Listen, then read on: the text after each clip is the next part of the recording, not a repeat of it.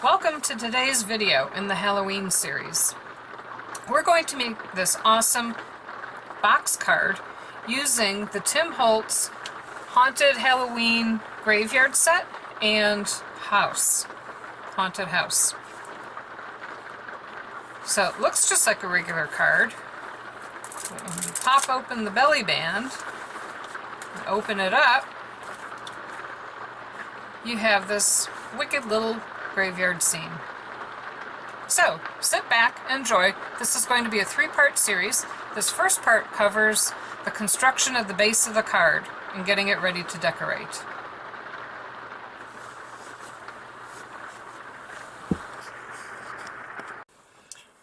Hello crafty viewers! Today's card we are going to make a 3D box card using the Sizzix Tim Holtz Graveyard Set. So, before we get started, let's just go through all the different supplies here. And, as always, the supply list will be linked on our website, and the link to that will be down in the video notes down below. So, to start out, we have this die set from Tim Holtz that is Village Graveyard. Now, the interesting thing about this is that the pieces it produces are actually about the size that they represent on the packaging, so they're very small. So I bought it thinking it was going to be a little bit bigger. However, for this project, that was actually the perfect size, because a box card is a card that folds down to 5 by 7 in this case, and so each side is only 2.5 inches wide, which was just perfect for the pieces in this set. The scale was just ideal. We will also be using the Haunted House. That was part of the 2017 Halloween collection from Tim Holtz. And this is going to be featured in several projects this year. And I absolutely love the rickety, spooky look to it.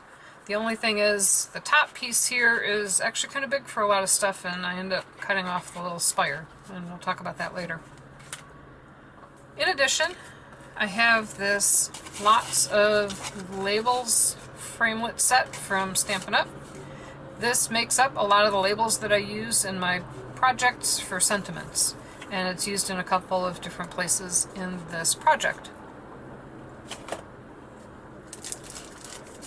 This is a stamp and stencil set that I got at Michael's. It's by Hampton Art, and there are stamps, and then there's a stencil in the back, and we're going to use the Happy Halloween greeting on here.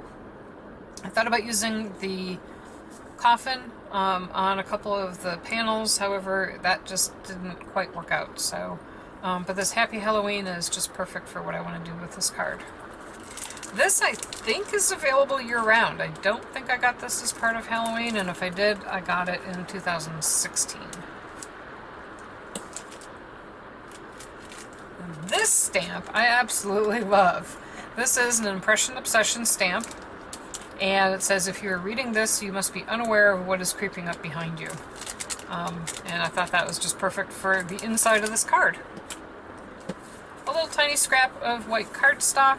The measurements will be on our website, although it appears this is about 2 3/4 by 3 3/4 is what it seems to be the size. If I find a spot for them, I loved these Martha Stewart washi stickers and would love to be able to use some on this project. I thought the coloring was perfect for the papers that I picked out. You need some plastic for the holding up your individual die cuts, and this is just some plastic scrap that I cut, and we'll see how it fits when I get it in the project.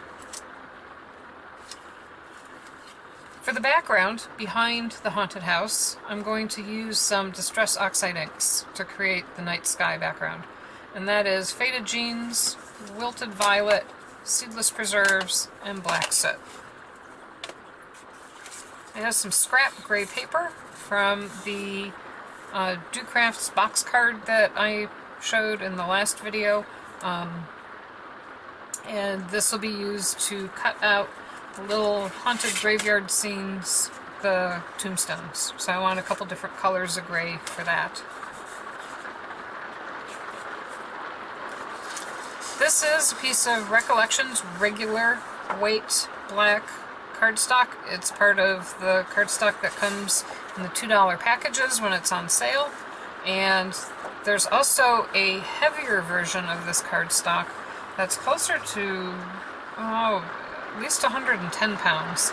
I was going to use that for this, but since you want something that folds and pops up, it seemed like it was going to be a little bit too stiff. So we're going to use the regular weight paper. And then, for the internal and external decorations, I have this sheet of paper from Bo Bunny. This is from 2016 Halloween, from the Wonderfully Wicked collection. This is Wicked, Wonderfully Wicked Terror. I think Terror is the pattern name. And it happens to actually be the same piece. So I used one for the outside and one for the inside. So let's get started.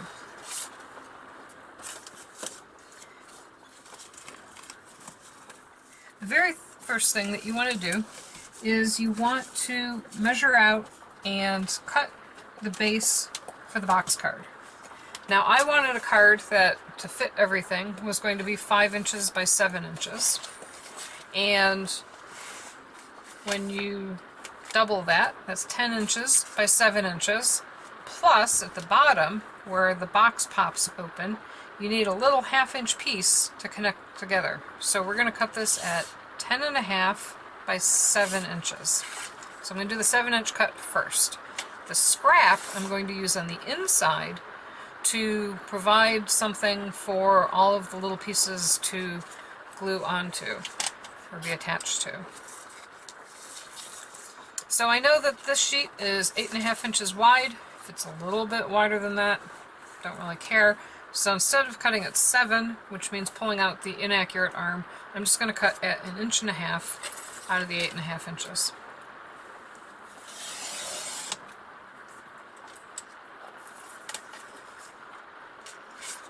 So I'm going to set this aside. Now I have a piece 11 inches by 7 inches. Because I need it to be 10.5 to have that 1/2 inch lip, I'm only going to cut a 1/2 inch off. Now you only need the lip on the bottom to connect the card together. So the first cut we're going to do is going to be at a 1/2 inch. You probably could even include, just the whole inch. Don't cut that off. But I just find it's easier just to have it be the right size. Now, the one thing that we want to do is we want to measure how deep the box is going to be versus the flaps. And so to do that, I made a prototype of this project. Okay, you've heard me say it before, you'll hear me say it again and again. Prototype everything. So I used just some basic copy paper, some scraps I had laying around, and played around until I got the proportions that I really liked. And in this case, here's my 5 by 7 card and what it will look like when it is closed. And then when it pops open,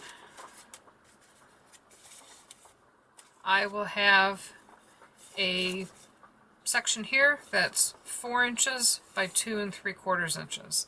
So I'm not going to make this an even square because I want to be able to have a little bit extra width instead of having all 4 sides be equal. So it's not as deep as it is wide. So instead of being 2.5 and 2.5, 2.5, this is actually 2 3/4 for the deco paper, which would make that 3 inches and 2 inches for the depth here.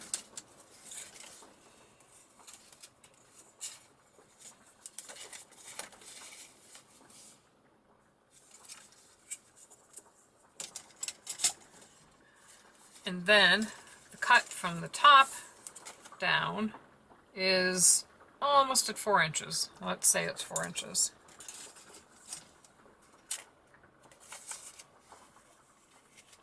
So for this, at the 1/2 inch mark, I want to cut the top 1/2 inch off, because remember we gave it an extra 1/2 inch to connect it together. And so I'm just going to put my blade down here at 4 inches.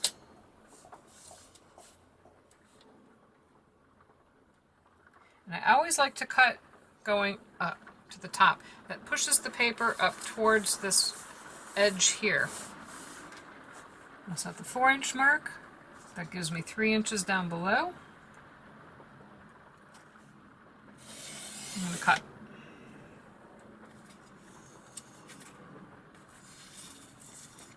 And at the 4 inch mark here, at a 1/2 inch, I'm going to cut.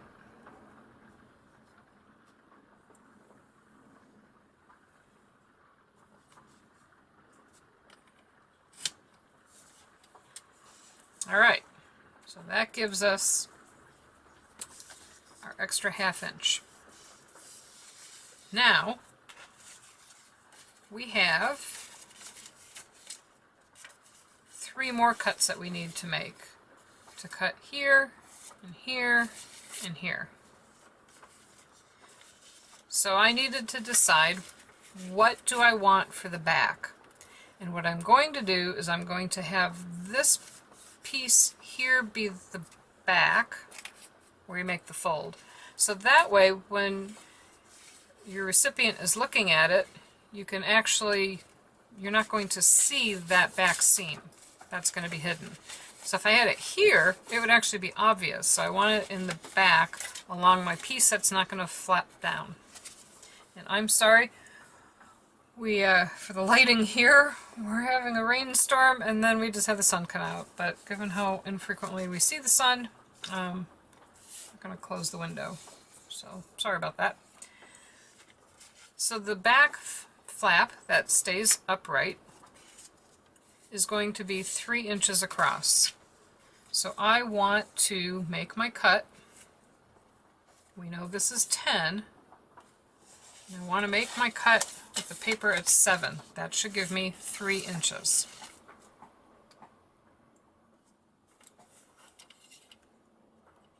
I'm going to go back to 4 inches again.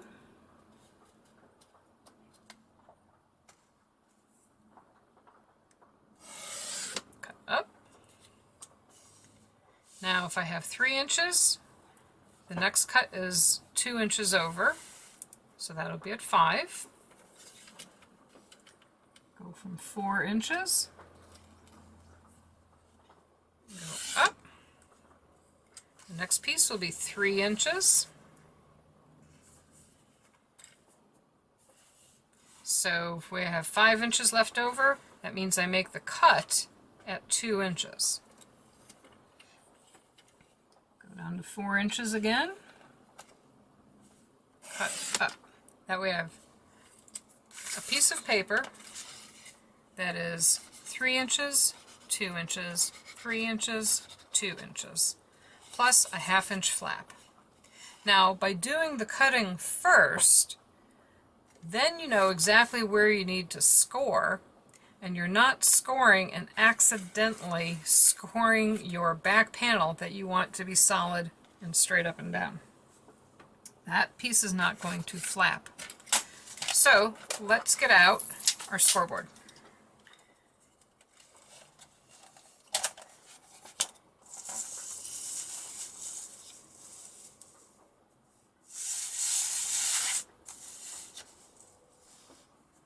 So I'm going to keep it consistent, put the short end off to the left and start my 4-inch score, or start my score at 4 inches.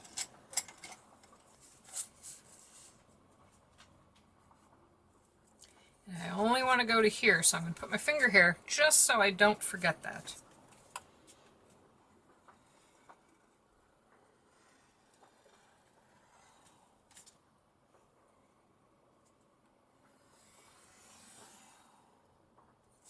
Alright, now the other piece that I want to score is I want to score this 1/2 inch piece, but my measuring over here isn't real easy to read, so I'm just going to flip it around this way, and I know that I scored at 10 inches.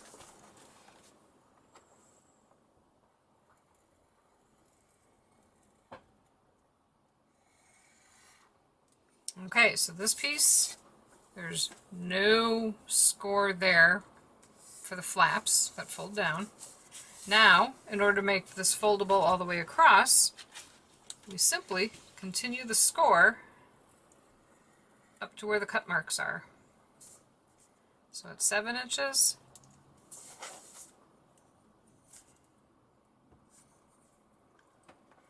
at 5 inches, and at 2 inches.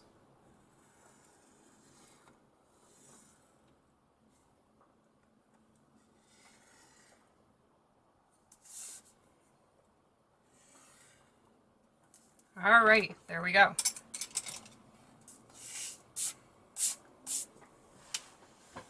Now it's time to create our little box. Now before I put the box together, I do want to do the decorating, so it makes it so much easier before you have everything folded together in a square. So that's where you go and find the measurements on the website and cut your decorator paper. Now for this project, this is a very simple box card, but oh my gosh, were there a lot of pieces. So I already pre-cut them, just because you don't need to sit there and watch me cutting paper. That's kind of boring.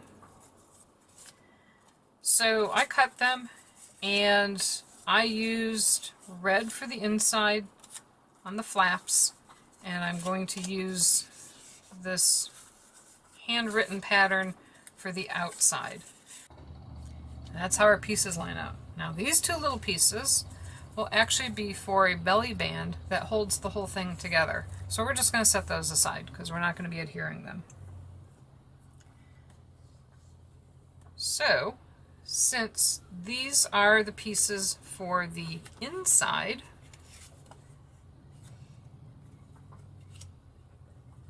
I'm actually going to adhere them inside where the folds are, and the external pieces will go on the other side.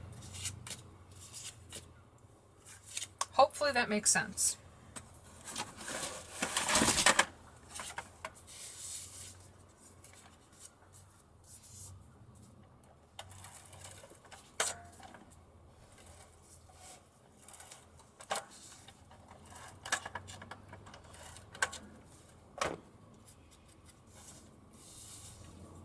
Now when this flops down, this will actually be the part that comes towards you. So I'm going to put the darker edge down here. And actually I'm going to take, before I do anything with this, I'm actually going to take some Distress ink and put a little Distress ink around the edges. Now, you notice that I just put tape on the back. Well, whenever I use my Xyron machine, I always hang on to the scraps because you never know when you're going to need them. And this is the perfect use for one of those scraps to be able to put ink on and not have that stick to everything. So, let's bust out our ink. Okay, now these are the inside pieces. And this piece does have text on it, so I'm going to make sure that the text is upside down, because when the flaps fold down, this will be up. This piece doesn't have anything on it.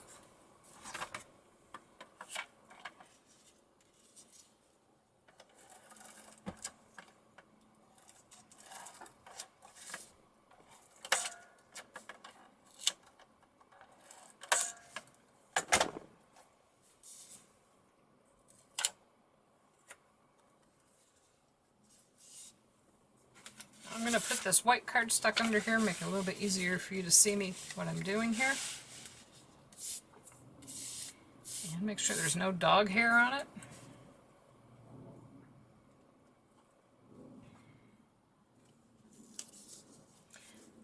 Now, since these are cut a 1/4 inch smaller, there is a good 1/4 inch reveal all around. or excuse me, 1/8 of an inch reveal all around.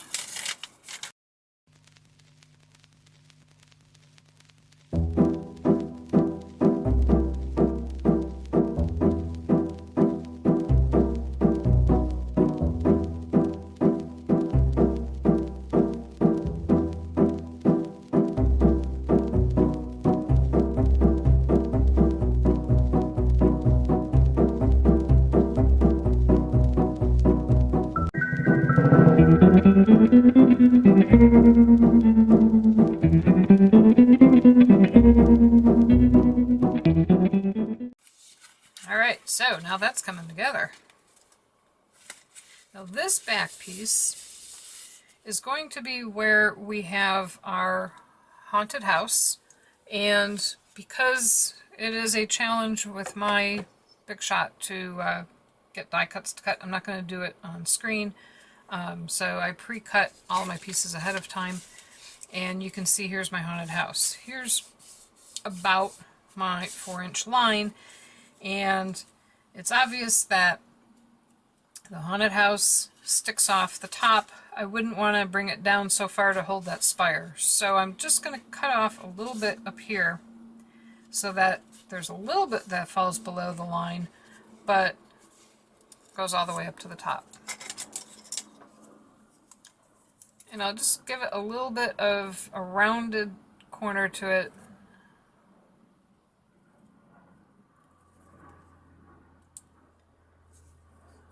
Rather than just straight across.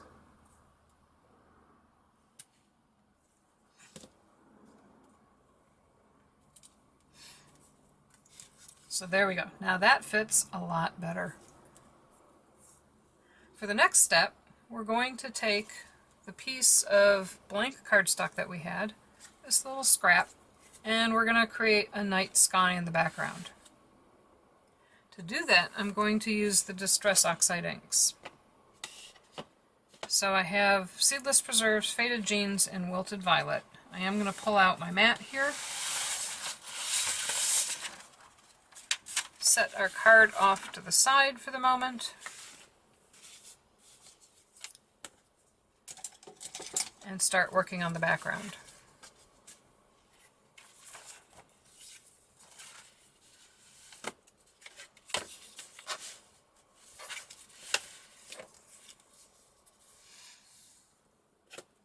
Now these colors are very commonly used to create a night sky in a lot of videos that you see. And you'll be playing with me because this is actually the first time I've created a night sky, so we'll see how it goes.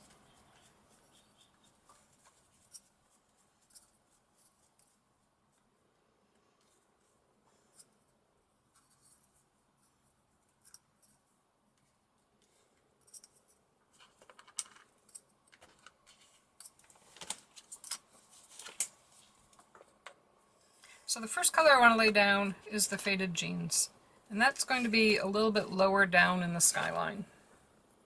I'm going to have some purple. Well, let's do Faded Jeans at the top and the purple down below, if you think about what a sunset would look like.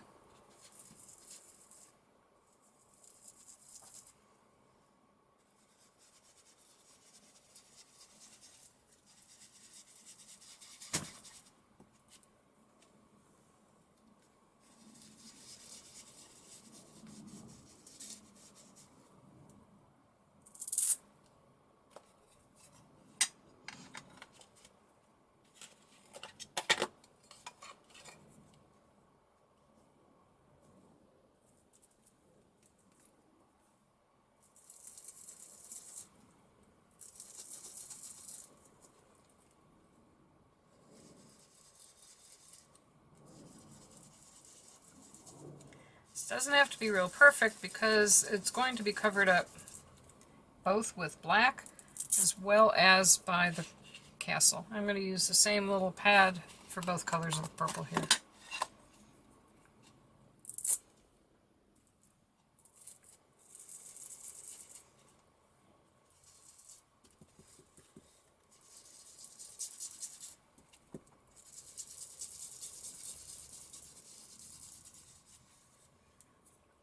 Hopefully with the inking here, I don't move the camera too much. Sorry if I do.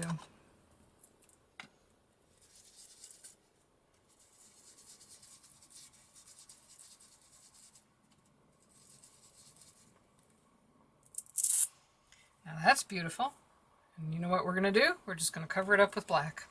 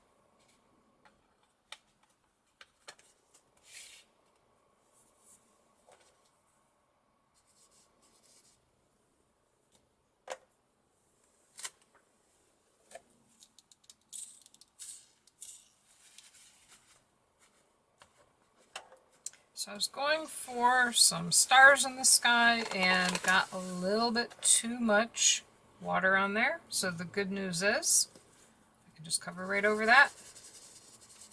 Try again.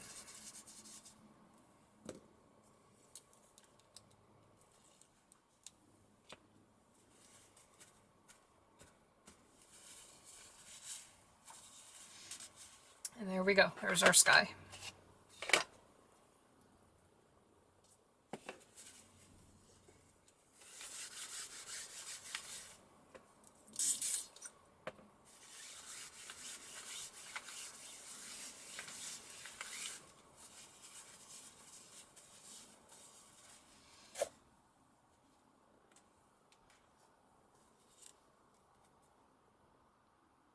Okay, so the other thing that we need is we do need some lights on in the house behind the windows. So I'm going to take a piece of scrap white cardstock, trace around the house so I know where to put the lights.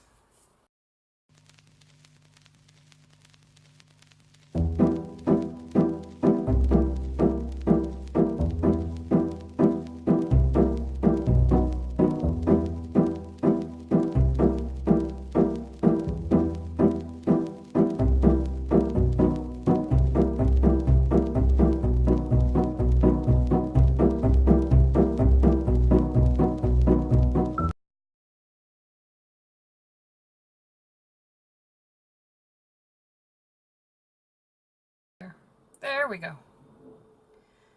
Now, I just need to use some yellow ink and ink that up. And for that, I'm going to use my handy dandy sponge and Crush Curry ink. This is the color that I've been using for all of my window backgrounds.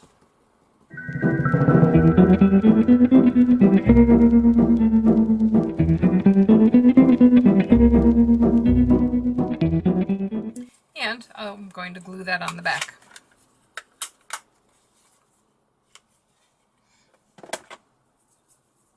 Because there's a lot of fine edges on this, where there's not a lot of space, I'm actually going to use the fine tip glue pen and try not to mess it up too badly.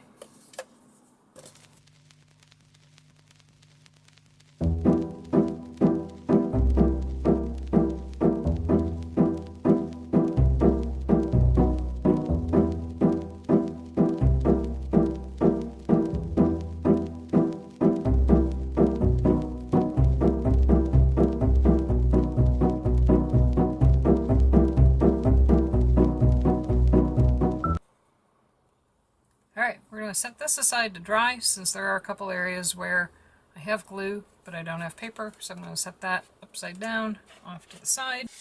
I'm going to take our night panel here and we're going to adhere that to the back.